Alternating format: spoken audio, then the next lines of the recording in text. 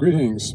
So one of the most important things, and there are quite a number of most important things, but one of them is the time of day that you eat. It matters a great deal. If you eat exactly the same meals, one say in the morning or earlier in the day, and that same meal some other day maybe, but at night, you're going to get fatter on the eating at night. Same content, different result. So frankly, the earlier you eat within reason, the less fat you're going to be. Are there guarantees? Yeah, there are guarantees.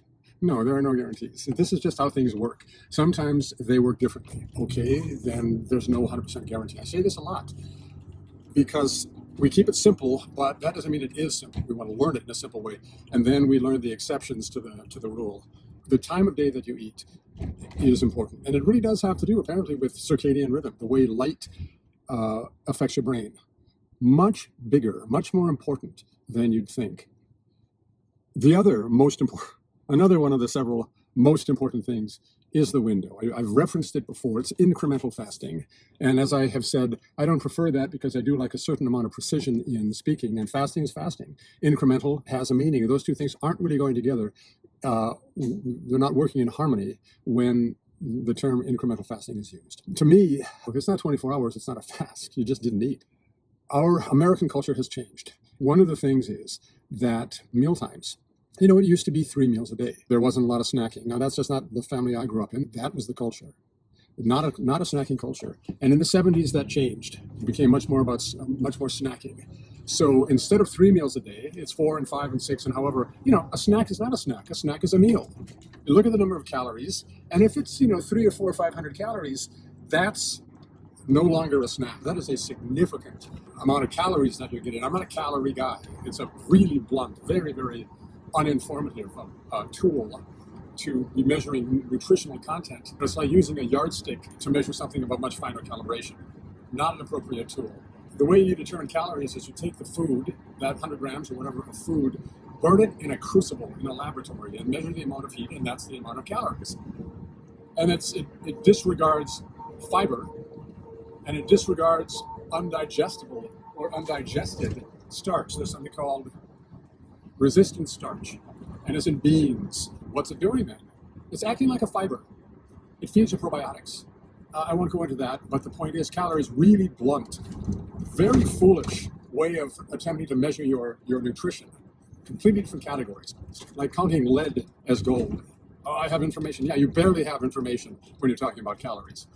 Nice. I'm saying this because I'm not a big calorie guy. If you're really efficient at you digest your food properly, you're going to need many fewer calories. But that's really knowing your body very well. And most people don't start by knowing their bodies really well. But here's the point. You get your calories not only at an optimal time of the day, but also within a certain number of hours. The rest of the time, you're not eating. So if you eat in a window pretty reasonable, I'd say 10 hours, you're going to eat in a window of 10 hours. Well, that's 8 until 6. That's like breakfast and then dinner and lunch in between. I brought up the old days because that's what it used to be. It really, really was. If you were going along with what the culture said to do, and you have an earlier breakfast and you have a not late lunch, that's incremental fasting. That's what the culture had. And you didn't have snacks at night. You didn't do midnight eating. If it was 6 o'clock, you ate it, maybe you had dessert. And then you were done eating until the next day. You had all of those hours. You had 14 hours to restore your insulin levels and to be burning fat.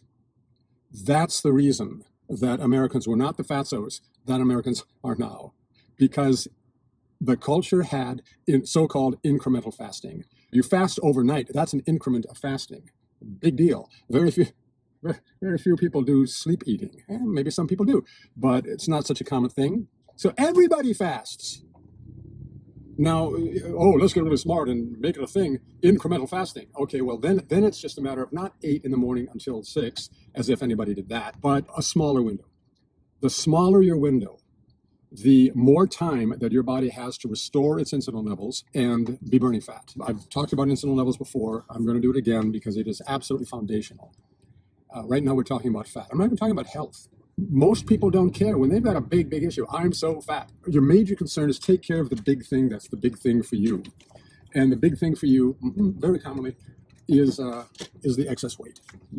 By your standard, the excess weight. So a way to get a handle on this: decide what your window can be. How long can you go without eating? Oh, it's too hard. Oh, I was going to go off on a whole tangent about the muscle building idea of eating 4 and 5 and 6 and 7 in these small frequent meals. They say that you're supposed to lose fat that way. Moronic. Small frequent meals, moronic. I'm not going to go on about that. Stupid. Do you hear what I'm saying? Stupid. Not a good idea. Constantly keeping your insulin higher, maybe not spiked, but higher. If it's higher, you're not going to be burning fat. I don't understand the reasoning. I've heard it. I've heard authoritative people say, this is what you do. Completely wrong. And, we're not going to be throwing studies at one another's heads. I say my experience has been very, very, very clearly undeniable, universally successful. When you have a smaller window, you make gains in the direction that you want to go better. So now it's a matter of what can you do? What will you do? From 8 in the morning until 6 at night. Okay, that's the old time thing. You get old time results, and that was pretty good. You look at an old movie, there's always some fat guy, but usually they're pretty trim. I didn't say firm. They might be skinny fat, not quite as much muscle as they could use just to be, normally healthy. You need a certain amount of muscle mass, but generally speaking, a little more trim than, people get fatter much sooner, much younger. You've got middle age, you got a dad bod when you're in your 20s. Well, it's lifestyle. So I tend to circle around things like wolves before I pounce on the idea and bring it down. How small can you make that window? And you can eat as much as you want in that window. Really, you really can within reason, without being so foolish. It's not like eat only cotton candy, but you even have your snacks. You start your window, open your window with nutritious food, and you close your window with nutritious food. And if you have to have your cakes and your cookies and your candies and your croissants and your custard in between, you go right ahead and do that because you have to, because of your emotions. So what is a reasonable window? 8 hours, you'll get better results. 6 hours, that's not unreasonable. That's basically skip so-called breakfast and you have lunch and dinner. Pretty reasonable. 4 hours. Now I've done that. It's not at all difficult. And I use myself a little bit as a joke because I'm a little extreme and it's not hard for me to be extreme for my own purposes to cleanse my body out, to mimic a fast without actually having one. So I'm trying to get all the calories that I can, but just for autophagy, to kill out the dead, dying senescent cells, because that's an anti-aging thing. I want, generally speaking, a smaller window. There comes a point where it's not a window anymore, it's one meal. And that's the 1 meal a day, guys. I don't like that because you got to eat so much to get the calories for the day in that one meal. And if you eat more than 600 calories in a meal, you're going to be raising your insulin levels meaningfully. And if you eat much more than that, you're going to be really raising them. And it may be, but you don't spike it because it's a complicated meal and food and calories are being released slowly. Yeah, but it's still a very, very heavy, all of a sudden, insulin load, as opposed to a smaller spike, not much more frequently. So what I've said, do it for a week. Plan out your meals. Know what you're going to have for breakfast-ish and for dinner-ish. And in between, have your potato chips and have your cookies and your whatever all of that is, your chips. Go ahead. You're just adding to the already anticipated insulin spike. But you've accounted for that. If it's 4 hours, if it's 6 hours, if it's 8 hours, you give that a try for a week. And you hone in on what you can do. If you can do more, if you can say, I can put this off for an hour, that's going to be an hour of fat burning, where you're running on the gold standard of general energy. There's ATP, but that's a whole different thing. Just in terms of the calories you want to use to get through your day, fat is the calorie. This is major. This is really important. It's very successful. It should not be hard. And if you can do that, you're beginning to develop the skill of a little bit of self-control. You're never going to get to a goal if you don't control your behavior to get to that goal. I'm not going to talk about it, but if you must have something to eat, there are intelligence sources. And it's not that you have to have something to eat, it's that you have to have a taste of what it is you're craving. So the salty thing or the sweet thing or the oily, ice creamy kind of thing, whatever it is, I have to have it. There are more intelligent choices.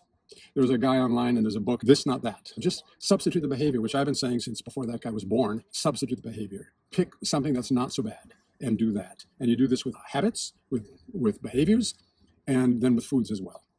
So there's a lot here. I do tend to appear to wander and move all around and start something and not finish it. They're all treasure maps. And if you follow them to the logical conclusion, you'll be so richly rewarded. All right, that's enough for now. Have a great day.